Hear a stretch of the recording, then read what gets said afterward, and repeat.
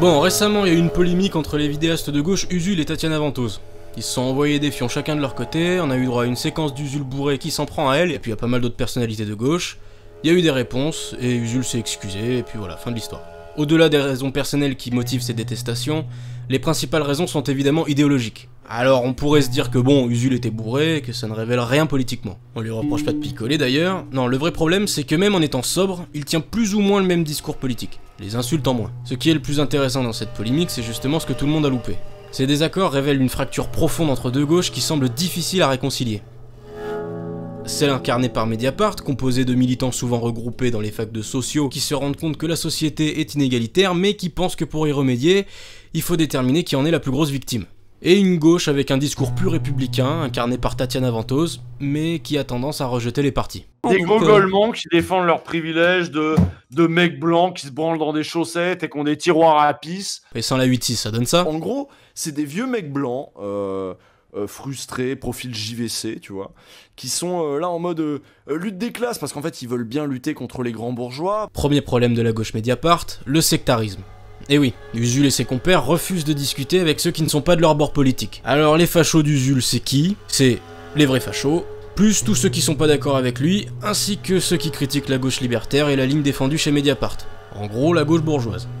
Usul utilise le terme facho comme les droitards utiliseraient le terme gauchiste, c'est-à-dire sans aucune nuance et sans même savoir exactement ce que ça signifie. Il traite de facho tous ceux qui oseraient critiquer la stratégie communautariste qu'il tente d'imposer à la gauche depuis 3 ans. Dommage parce que son travail a longtemps été pertinent et utile, mais il a décidé lui-même de sombrer dans le communautarisme et dans l'idéologie de l'intersectionnalité importée depuis les campus américains. Ces militants soi-disant de gauche sont connus pour pratiquer un sectarisme à l'égard de toutes personnes qui ne sont pas sur leur ligne intersectionnelle. Mais l'intersectionnalité, qu'est-ce que c'est ? L'intersectionnalité ou intersectionnalisme est une notion employée en sociologie et en réflexion politique qui désigne la situation de personnes subissant simultanément plusieurs formes de stratification, domination ou de discrimination dans une société. Bon, non, en vrai c'est plutôt ça. Voilà comment fonctionne un examen d'entrée en mathématiques à Harvard. Les blancs n'ont ni bonus ni malus. Les asiatiques qui, selon l'université, réussissent mieux en maths, partent avec un handicap de moins 140 points. Les hispaniques, à l'inverse, avec un bonus de 130 points.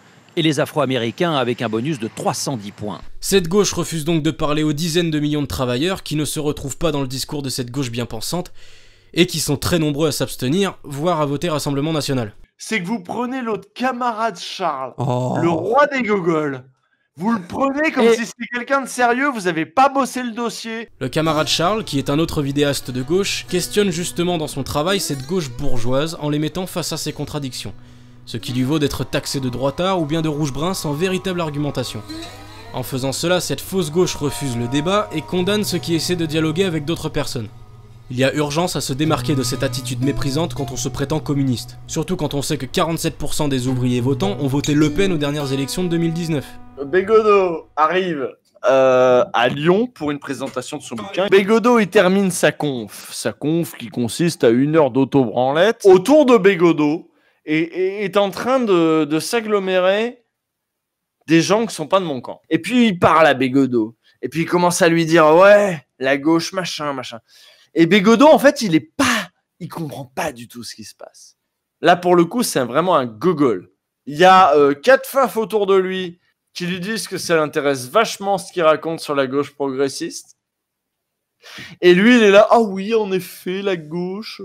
Les bourgeois qui, en effet, ont des valeurs progressistes. En gros, François Bégodeau est un intellectuel de gauche qui critique souvent la gauche bourgeoise bien pensante, celle qui méprise le prolétariat en prétendant être plus tolérante que tout le monde.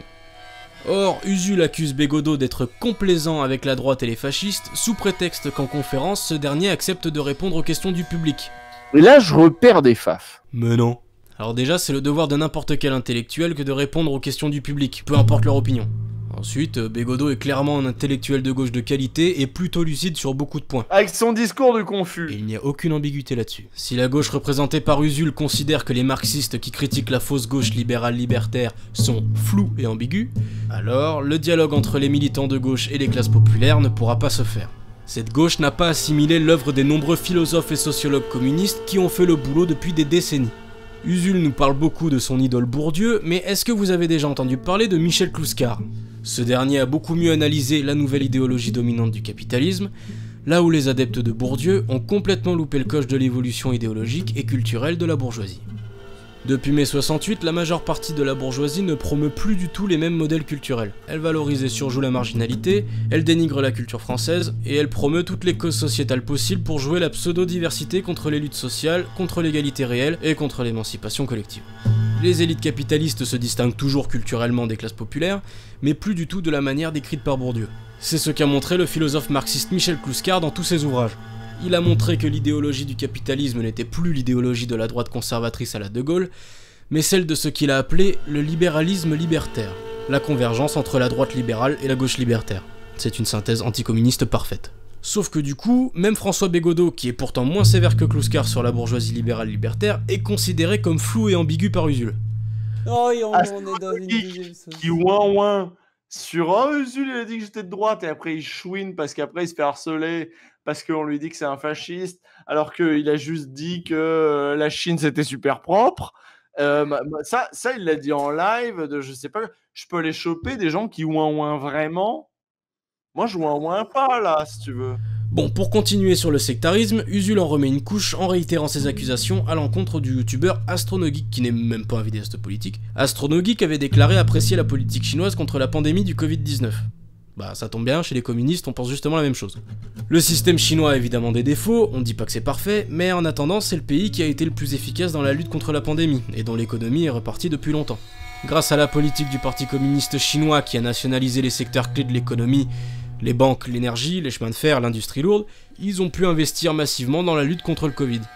Et c'est d'ailleurs un autre problème chez la gauche Mediapart, elle rejette complètement les expériences historiques communistes comme la Chine ou Cuba qui ont réussi à planifier leur économie, expériences dont on pourrait s'inspirer pour lutter contre le chômage, augmenter le niveau de vie des travailleurs et réindustrialiser la France. Et c'est dommage parce que quand on se prétend communiste, on doit justement s'appuyer sur ce qui est fait dans le réel pour avancer. Mais la gauche anticommuniste ne veut jamais se salir les mains, elle veut rester dans une posture éternellement critique sans jamais avoir à répondre de quoi que ce soit, ce qui arrange bien l'idéologie dominante. J'ai rompu avec la gauche, il y a 5 ans, jour pour jour, par une froide soirée de décembre 2015.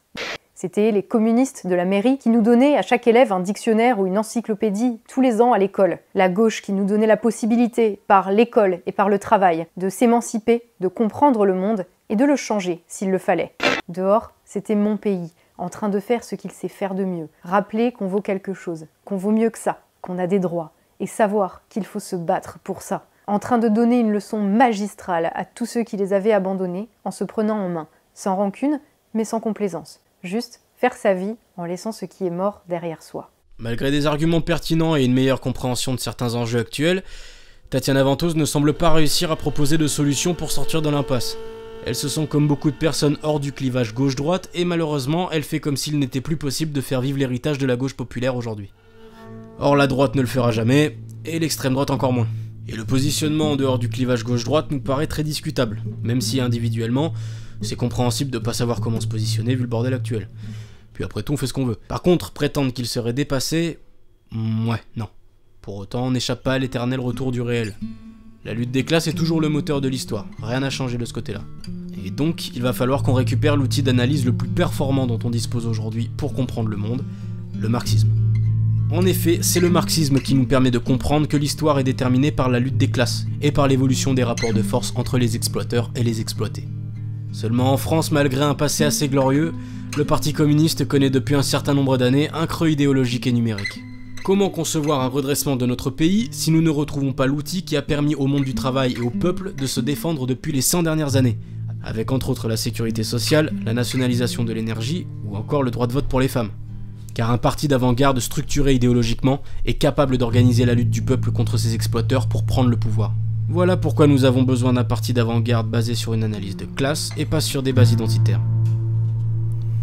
Bon, maintenant que nous avons décrassé cette polémique et que nous en avons compris les enjeux, posons-nous les bonnes questions. Comment allons-nous convaincre les Français de l'utilité du projet communiste ? Est-ce que c'est en continuant de s'allier à cette gauche bourgeoise qui dégoûte les classes populaires avec son sectarisme ? Ou bien c'est en s'adressant directement aux travailleurs, en adoptant un discours patriotique en rupture avec le capitalisme ?